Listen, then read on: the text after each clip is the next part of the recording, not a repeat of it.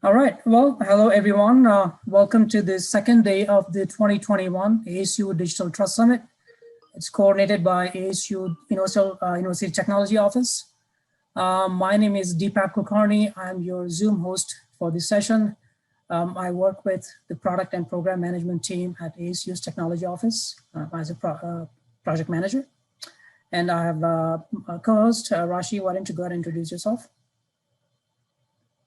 Hi, my name is Rashida Gupta, and I'm also one of your Zoom co-hosts. I'm currently enrolled at Barrett and ASU, and I will be starting my first year in the fall. We will be monitoring the chat, and we're here for technical support during the session. And before we get started, we have a few reminders and announcements. We'd like to remind you that the chat feature is turned on and ready for you to submit your questions. The session is being recorded for your inclusion. If you would like not to be recorded, please feel free to turn off the camera at any time. All right, thank you, Rashi. So remember to stay connected and use our hashtag Digital Trust Summit on LinkedIn. You can also continue the conversation on our Slack channel, Digital Trust Lobby. With that, we're gonna start the session. Let me introduce you to our speaker for this session, Ismael Peinado, who will be presenting the topic, a very interesting topic, cybersecurity and the future of work. So Ismael is Toptal's Chief Technology Officer, and he leads the company's engineering organization, driving process and culture to ensure top quality delivery from a team of world-class engineers. So over to you, Ismael. Thank you. Well, we have not so much people, so we can keep maybe this session a little bit more interactive. But actually, the topic is super interesting because basically how the future of work is evolving, right? Basically, as you probably know by now, most teams are now moving into a decentralized or distributed environment where people are working remotely. They don't go to the office anymore. Some of them were forced because of the circumstances, but many are realizing that's the best way to drive modern companies today. Now, this is great, this is fantastic, but it comes with a huge challenge, which is security. And this is quite easy to understand because like in banks and in any other companies, most of the security today is kind of confined to the location you work. So most companies, they have firewalls, they have systems, policies in place for the place where you work. But if you move outside that place, you go home, for example, none of those security measures are in place. You can even picture yourself, like for example, in a bank, if you take the money out of the bank and you start to handle the money at home, many problems can occur. And that is kind of the biggest issue that we have today, that many companies are realizing, oh, well, we need to move, we need to be remote, that's super efficient, but they're starting to realize that the biggest problem is how to tackle security because now you're at home with your home equipment, your home router, and so on. So what we're gonna cover today is basically how to tackle that, but how to tackle that from a user point of view. And it's gonna be quite useful because I'm gonna explain how to identify the real threats of today, not the threats that are most commonly known, and how to easily protect yourself, not with difficult policies and not with difficult tricks, very simple guidelines that can help you a lot in today's security. So first, let's start with the most interesting topic for me, which is what are the threats today, right? And this is kind of the most controversial topic because today what we're going to speak is something that it goes a little bit against most known security policies, more known security certifications, but there is a good reason for that. It's because the security that you know today has changed dramatically over the last many years. So since we have some time, I'm pretty good on time, I'm going to give a little bit of context. I'm going to use a little bit of history to explain the security and why the security concept of today is mostly wrong for most companies and for most entities regarding the security. So the hackers that the hackers that they are portrayed in movies and so on, the kind that they have yellow glasses and they pull a laptop out of their backpack and they can hack anything in seconds in a three-dimensional operating system which doesn't exist. That is the most common non-hacker. It's a super skilled person who is gonna get you. Now, that is not a wrong concept, but it's misused. I started in security, almost 30 years already. Long time ago, 30 years, let's say less than 30 years, I feel old already. But yeah, long time ago. And at that time, internet didn't even exist when I started practicing security, but when it exists, it was not available. But at that time, doing security was much like a hobby. It was a challenge. We started very early. We learned the early versions of MS-DOS, Linux, and so on. I learned assembler, which is something that not many people learn today. That was all driven by curiosity. All was new, and it was like a green field for all that stuff. But there was also one component that engineers back then were not very well paid. So if you choose to be a security engineer, you do it because of a hobby, and you could spend your life doing it while you have a secondary job.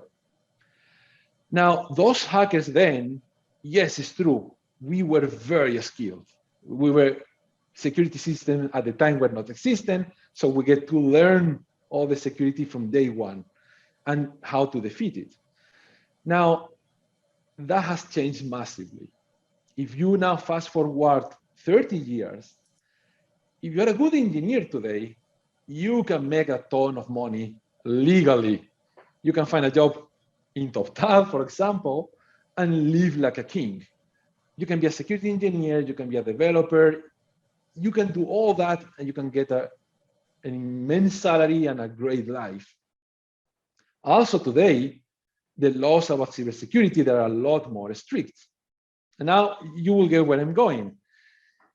Today, the image of this super skilled hacker that's gonna get you is not a realistic situation. Very simple, why? Because those skilled hackers, they have great jobs. They don't want to risk their jobs, they don't want to risk their life for doing something stupid, and definitely not probably going to jail or something like that. So who is your real threat today? Well, not those. Your real threat today is mostly in poorer or poorest countries with no or very loose cybersecurity laws, not very skilled people, it's people that don't have many other options. Those are your threat today.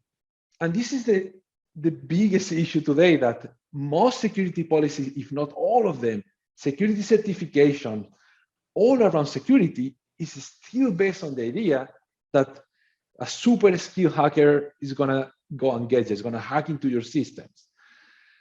That doesn't happen. That doesn't happen often at all. And there is one untold truth, which is we internally discussed this in the reverse engineering group, which is if a super skilled hacker, one of the persons which I work with, one of the persons which I coach, one of those wants to get you, he will. He definitely will. I always give this example that if I were to have in a competition with my hacker, me, he will win all day long. There is a longer conversation to have on why, but that's a fact. You can never protect yourself enough about super skilled hackers. You don't have enough time. You don't have all the, most probably time, but you cannot cover all the attack vectors in time to defend yourself. And I can give you an analogy to understand better this concept, which is going to be the base of the next part of the discussion. Just picture your own house, how you protect your house today. So today you protect your house in a very easy way. You put an alarm, maybe you would put a decent door. Not often. I live in Florida for a few years, and doors there are, you can kick them out. But nonetheless, you protect your house using common sense. You see where you live, you see your neighbor, you see how other people protect their houses. Now, if you look at the security today, most security certifications, most security policies are telling you to build a bunker with huge reinforced doors, with a tank on the front door and security guards all over the place. For that same reason, because it's still based on the idea that you're going to have a super skilled hacker or a super skilled thief, in this analogy, who's going to go and get you. But you don't do that. You don't do that. You don't put a tank in front of your house simply because you use common sense. This is the problem of today's security. That's why when we discuss the security in your home or security on remote environments, this now becomes an extremely, extremely important topic to discuss. So how will you protect yourself today? So I'm going to go directly on basically how to protect yourself, and then we can cover a little bit of bigger concepts, and maybe we can even cover some questions. How will I do it today? Well, first, know your threats. As I explained, the major threats today are definitely not coming from super skilled hackers that want to get you. Remember, if one of those wants to get you, he's going to get you. There is no way around it. There is no way to compete against that sort of skills. But those are not the threats today. Threats are mainly ransomware or phishing scams. It sounds plain, it sounds too simple, it sounds too maybe weird. Those are the threats. Those are the threats which are going to actually get you or get your company. For a simple reason, because they're easy, right? Those attackers, which we call them script kiddies, because they basically run scripts and with little knowledge of what they do, they just scam thousands and millions of systems, find a vulnerable person and run the attack. That's what they do. This is what is happening every single day. So this is the first thing you need to protect against. Simple. Now you will say, well, but why we have all these security policies? Why we have all these security certifications? Let's not forget one thing, which is, again, context. If you run a bank or you run a corporation where you could have very skilled hackers target you, fair enough. But 99% of the cases is not that. 99% of the cases, you're just a normal company, you're just a regular person who are going to receive those attacks. So now, maybe I will get a little bit controversial, doesn't matter, but how can you protect efficiently about that? Very simple. I use a set of guidelines, right? Which again, they're going to sound a little bit weird to some of you, but nonetheless, they're extremely effective. And we can cover the SecOps concept a little bit later, which is also the same concept, is practical security. So the first step to protect yourself is one which is today even more simple than it was many years ago, which is, I call it the throw your laptop policy. It's a catchy name. Don't try to Google it. I made it up, but basically means that at any point of time, you should be able to throw your laptop and get a new one and start working immediately, do the same thing you were doing before with no loss of data. You don't have any confidential information that can be stolen from the other laptop, nothing. Now, for some of you, this might sound like impossible. It is not. It is actually quite simple. And actually, this is true. I did this exercise 10 days ago. I got a new laptop, and to make sure that I comply with my own philosophy, I did it. I just format the old one. I didn't throw it, but I was fully operational with no data lost within 20 minutes. And most of the time I spent just looking at Windows Yes, I install Windows, getting installed and getting message about Cartana or Cortana, whatever is the name of the assistant. But I was operational in no time. How do you do that? Super simple. Today, you have extremely great services in the cloud where you can store all your data. Email on the cloud, documents, cloud, pictures, cloud, everything stored in the cloud. And now there are going to be some security experts that are going to come and say, yeah, but in the cloud, what if someone hacks? Practical security, right? It's much better to be practical about it than then worry about, oh, I got a ransomware. If today I get a ransomware in my computer, which I won't, but if I do, I don't worry. There is zero data on my computer. Everything is stored in the cloud. Today you can use services like Office 365, Google. They're amazing services, super cheap, and you can literally store everything you need there. Most of the services today, all cloud-based. So that's the first step that you need to take is move everything to the cloud. Really, everything. The less you have in your laptop, the best. Why? Simple. Threats today are going to target your laptop. They are not these easy script kiddies. They're not going to target Google. They're targeting easy systems. So first step, make sure your laptop has nothing. As much as you can, nothing. That's the first system because if something happens, you don't lose anything. Second, and this is going to go a little bit controversial already. Sorry about it. But now, how do you protect your password, for example? I have seen many times this long password policy, which I understand where it's coming from, but I can give you some context on why they don't make any sense anymore. But long password policies are not going to protect you. Actually, our super long passwords are almost more detrimental than help you. What is practical security?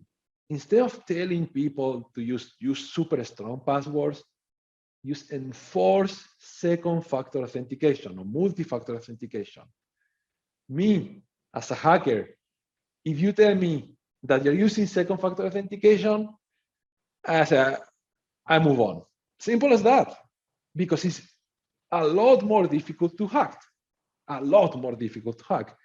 For a hacker, you tell me you are only using a password, no hacker is going to worry about the length of the password. None. We don't care. We don't use brute force, this is the reason why we implemented such policies, because in the past, we used to be able to brute force. Even recently, up to 10 years ago, we could use system to brute force passwords. Today, no one does that. No one does that. So it doesn't matter much the length, but you have a fairly complex password that you can remember. Don't forget, multi-factor authentication, get Google Authenticator in your phone or SMS, whatever, as long as you have multi-authentication, multi-factor authentication, that's the best strategy to protect your account. Very simple. You don't need to worry so much about firewall updates or stuff like that. You make sure that your accounts have two-factor authentication. Great step. And then you can use the usual common sense. Either have a proper operating system like Linux, where you mostly don't have to worry about ransomware or viruses or stuff, or make sure your Windows 10 or Mac OS are fully updated. That's just common sense. So those easy things get you a long way. But you still need to remember one thing, and this is kind of the another controversial topic, right? What is the biggest attack vector that everyone has today? That is first email. Email is the most insecure or the most used attack vector on today's world. It's still, for me, it's still a surprise that we're using email at all. is the worst possible system that you can use in terms of security. Simple reason, anyone can send you anything and make it believable. That's the trick with phishing attacks and so on. So email is the biggest risk. So being super aware of email is a huge advantage. And secondly, your browser, right? You have a good browser with good protection, you are good to go. So this is at a normal human level, like a person, what you can do, that will get you a massive way, long way. Me, myself, as an example, I don't have an antivirus. This is another big topic. The reason why I don't have it is because the main problem of antivirus is that they allow you to disable them. And this is a huge issue, because if you can disable them, you can be tricked into running something if I tell you that you need to run it, but first disable the antivirus, which is a common attack vector. So I don't use it, but I get nothing getting to my computer. Nothing that comes through email goes in my computer. It's all loaded in the cloud. I am very careful which sites I visit, and so on and so on, using common sense. I don't recommend that. Of course, if you're using Windows, use Windows Defender, can get you a long way. So this is in around this kind of personal security, but also is super related to remote work. You're going to be home. You need to have the best protection. Use these easy guidelines, can get you almost there. And the other concept, which is super interesting, and it's extremely controversial, is mostly on a company, on the company side, on enterprise side, which is security team versus SecOps teams, and it's still related. And I'm going to cover less this because I'm running a little bit out of time, and as I promised to Deepak, I will be on time. But this is the following concept. Most companies today are running a security team. Most companies with the size, in our size, to run a security team. What are security teams? Are teams in charge of testing the security of your company and saying what has to be fixed and how it needs to be fixed, doing pen testing and so on. Now, I am a huge opposer to that model for the very same reason. They are targeting a model of security which is not the reality of today. My recommendation is using what I call a SecOps model. A SecOps is a simpler model, which is based on the following. SecOps is there to educate your team about security all day long. They are part of the teams. They are in charge of making sure that teams are aware, people are aware. Exactly what I'm doing today, right? I'm telling you the biggest attack vectors, how you can practically protect from them in an easy way. So this is a much more efficient way, especially if you know that the biggest trouble that security teams have today is the friction that they introduce. And this is a much longer topic, and I will not go in depth unless someone asks. But the main problem with security teams is that because their job is to find bugs, they are going to find bugs which are sometimes not really exploitable. And they're going to force engineering team into fixing them just for the sake of let's make sure, right? That is a huge issue that many companies are facing. Instead, you can move into a much leaner option, which is education. Education non-stop. People should understand what security is, how to protect our security, and move that autonomy to the person, to the actual team. So the concept of SecOps brings a lot of advantages, especially if it is executed correctly. First, with less amount of resources, you can accomplish a lot more practical security, but it is not always easy to implement, simply because if you're a bank, your regulator is going to force you to have a security team. Many companies, they're going to ask you to have pen test scans. They're going to ask for specifics, which are mostly common for security teams. So this is kind of the problem today, that even though most security experts, we know about this, some of us or some of them, they have their hands tied. You cannot implement those because you have regulators, you have policies, you have policies that you cannot go around, you have legal, you have compliance. So this is the biggest issue of today, that we're almost defenseless against the real attacks because we're still focusing on the old-fashioned kind of idea of hackers. And this kind of the problem today, right? That although most of us, we know how to protect, some of us, we have the hands even not totally tied, but partially tied in some cases. So this is the interesting part of this topic, right? That it's not so easy just to just go and identify the issue. It's how to solve it. So since I've been speaking now for half an hour straight, and I'm sure that some of you guys might have questions or even debate. I'm open for debate. I've been debated multiple times on this topic. I'm open for questions, or otherwise I can tell you some of the anecdotes that are related to this topic. Ismael, there are a couple of questions in the chat. Let me read out the first question. So the question is setting up a dumb client or VDI would be something that you would recommend so that the data is stored locally. Is that something you recommend? And also, how do you address manage map network drives? Great question. So for the first one, yes, 100%. I use a similar concept, but because I like to do these things. I own a server, and some of the most sensitive things, I just access them remotely. So my laptop doesn't do anything other than a remote connection to that server. Great solution. It's completely perfect.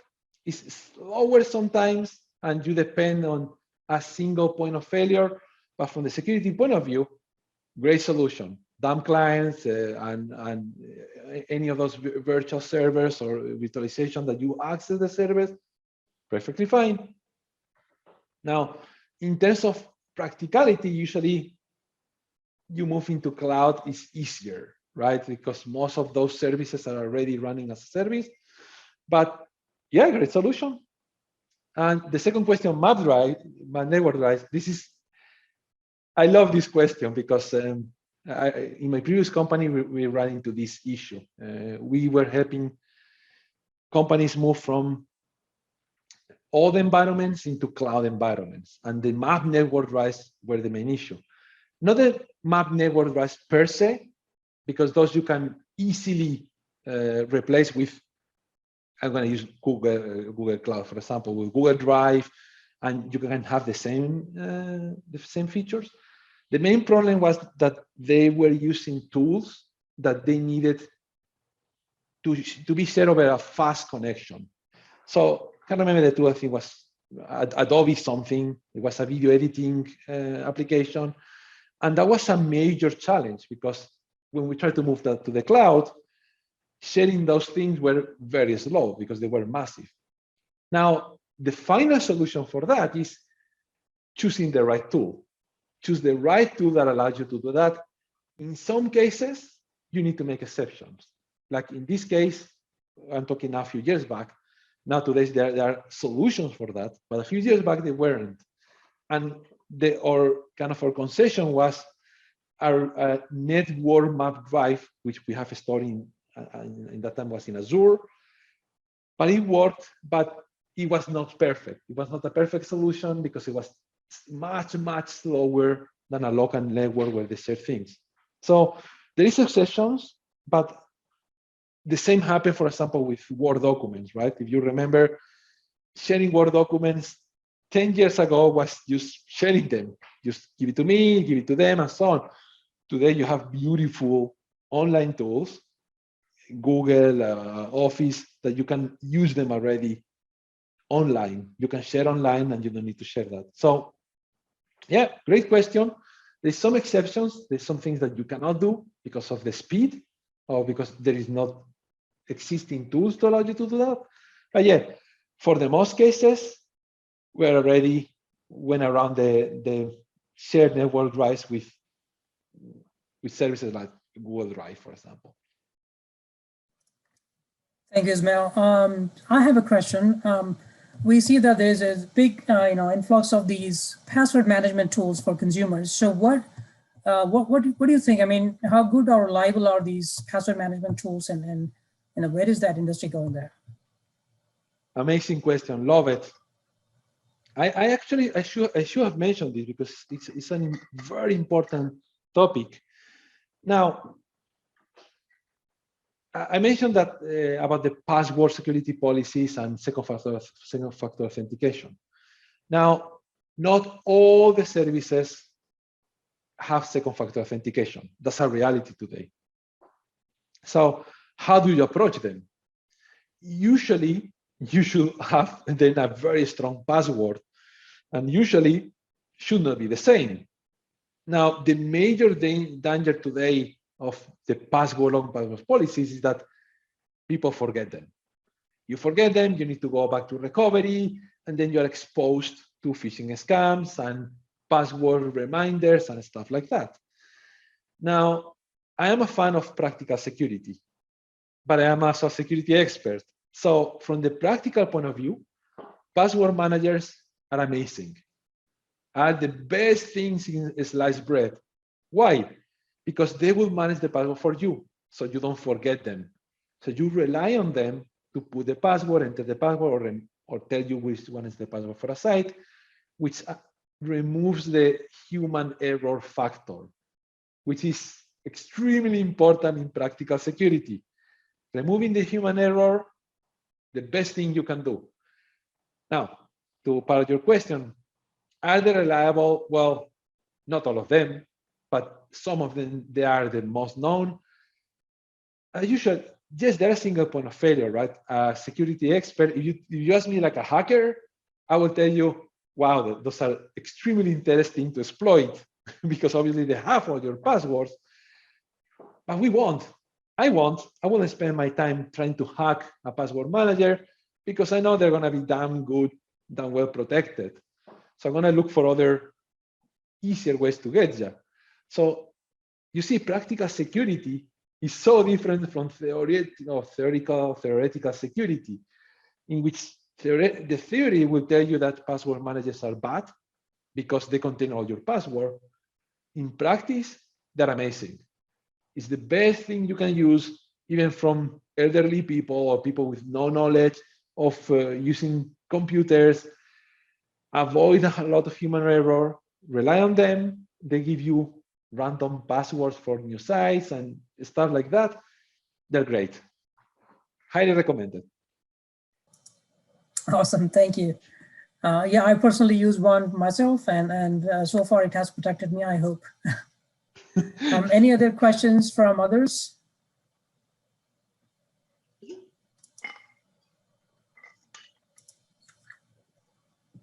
So, Ismael, I was thinking, so are these cybersecurity threats sort of evolving? And if they are evolving, I mean, what is the trend? Like, where are they going?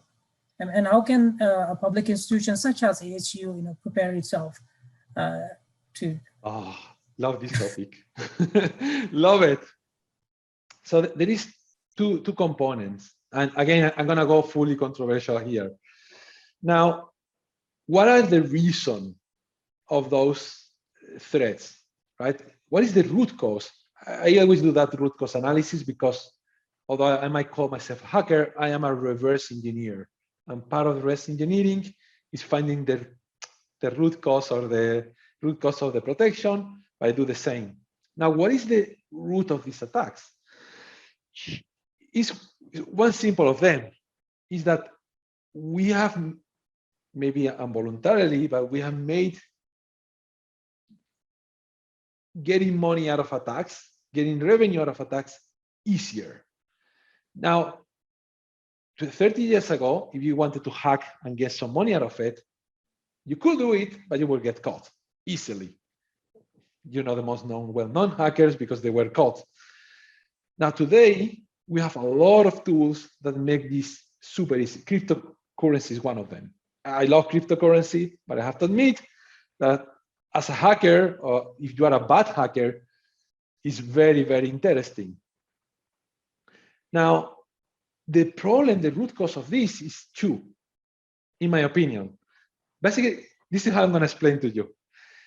If today I were to be the chief security officer of the world, if that ever exists, and they tell me, Ismael, what are going to be your two main measures to catch cyber attacks? Two, only two. One, I will make email KYC mandatory. If you want to send an email, you need to pass a KYC. Call it email 2.0. One, easy. You can agree with all the major email providers. If an email provider doesn't issue you a KYC, your email is not received by anyone else. Fairly easy to implement, but will eliminate a lot. But the second one, which is even more controversial, and you can apply even from multiple things, is that I will make paying ransoms illegal. And this is extremely controversial, and it's not really massively regarding to security itself, but that is the actual problem today, that paying ransoms is sending a signal to those attackers that what you're doing is profitable, keep doing it. And that is the problem, that we are feeding this circle in which we're just making the attackers more excited. I mean, if I was a bad guy and I make, if I was a bad guy and I make a tool that I make a ransomware and people pay me, and people start to pay me, I will keep doing it, right? There is no incentive for me to stop other than the legal one. But with the tools that we have today, especially the cryptocurrency and the decentralized finances, is super easy. So to answer the question, are they evolving? No, because they don't need to. They are still stuck. The attacks are still the same. They're just trying to go around the typical protections, but our protections, they're really bad. We don't have any. I mean, we usually rely on how good Windows can catch those. But again, Windows or any security providers, they're always behind hackers. Always, and they will always be. In order for them to evolve, we will need to tackle at the root cause. So if today we were going to shut down or make email KYC mandatory, make paying ransoms illegal, then they will evolve. They will need to, because they will need to find ways to get this revenue back illegally in an effective way, ways to get that in a different way. But now they're not forced to evolve. And by the way, to answer the question, I was in a podcast a few weeks ago, Modern CTO, and Joel, the host, asked me, well, you're a hacker. If you were to hack me, how would you do it? And I know everyone will expect me to provide a super technical answer of creating servers. No, I won't. I will just draft an email, make it look like something you're familiar with, and get you to enter details there. And I will get there, because I will do my research and see what kind of emails do you receive, what kind of application do you use. I will emulate perfectly one of those applications, and I will show you, renew your password or 90-day password policy. That tells you that I, which I am a security expert, will use the oldest fashion trick in existence, sending an email to perform a hack today. That tells you everything, right?